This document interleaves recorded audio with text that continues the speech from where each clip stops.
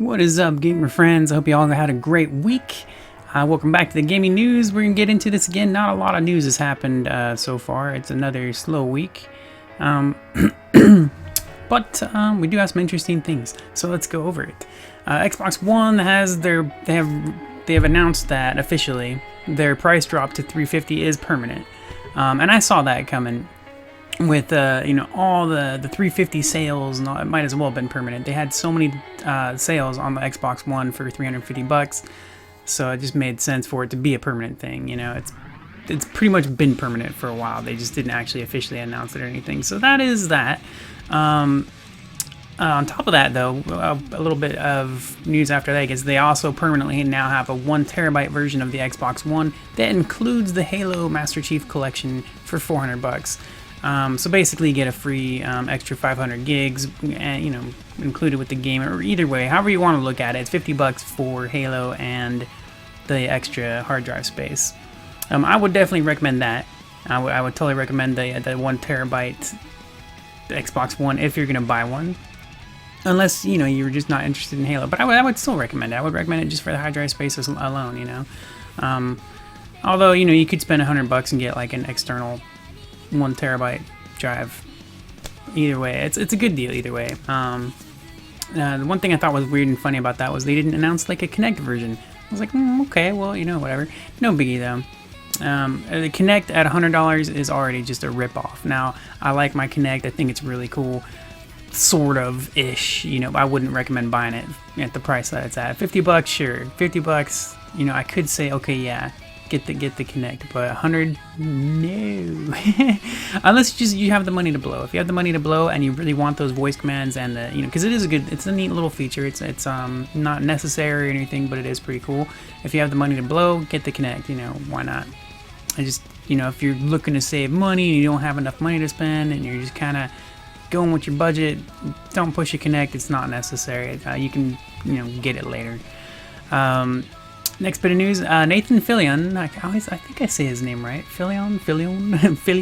Nathan Fillion, he's the guy from Firefly and a bunch of other movies and TV shows as well. He was in Castle, the main character. I think that show might still be going right now. And a lot of stuff. He was even in the Guild for a little bit. Not like as a star, but as a, he was a camo in it. It was pretty cool. He's coming back to Halo. He's going to be in Halo 5 as one of the characters. I have not played all the Halo games still yet. I plan to really soon.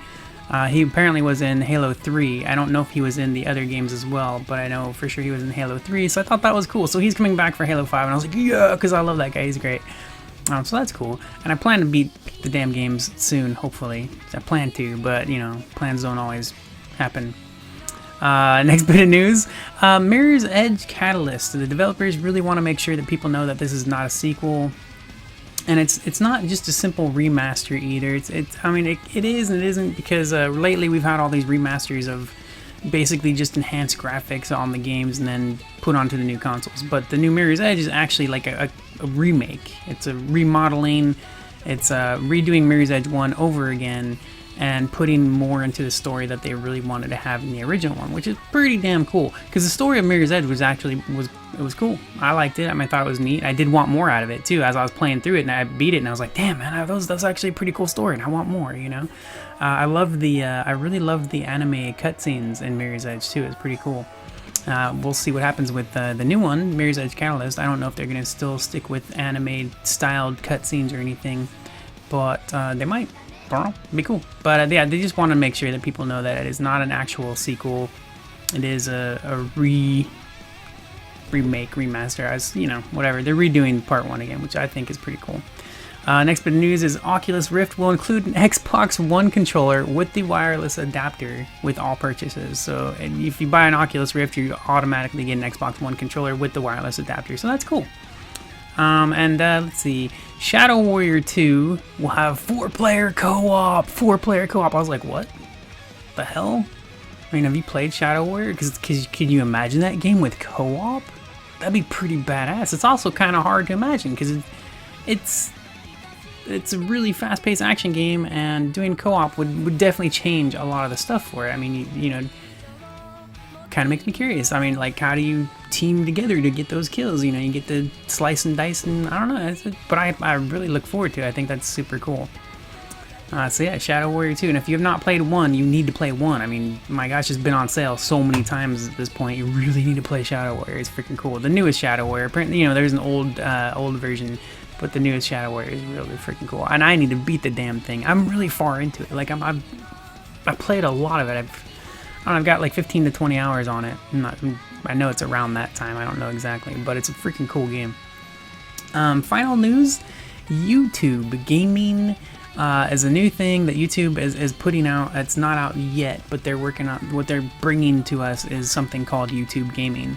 What it's going to be is it's going to have channels featured for games. Like, they're going to have specific categories for the games. You can go watch videos for it or live streams, much like what Twitch does already. You know, you can go pick a game and then you can find all the people that are playing it. But YouTube will have something like that, a category section. They're going to call it YouTube Gaming. And they're removing the right now, like, if you want to live stream, you have to create an event, and they're getting rid of that. So that should make it easier. We'll see just how well it goes. I mean, when I go try to live stream on YouTube right now, I'm like, dude, this like, I don't even want to bother. I get through a few steps and I'm like, how many more steps do I go through? Screw this, you know. I mean, it's just so that is the news for the week. That was it. I mean, that was all the news. I am super excited. I mean, there are a couple bits of news, but I'm going to make a completely separate video.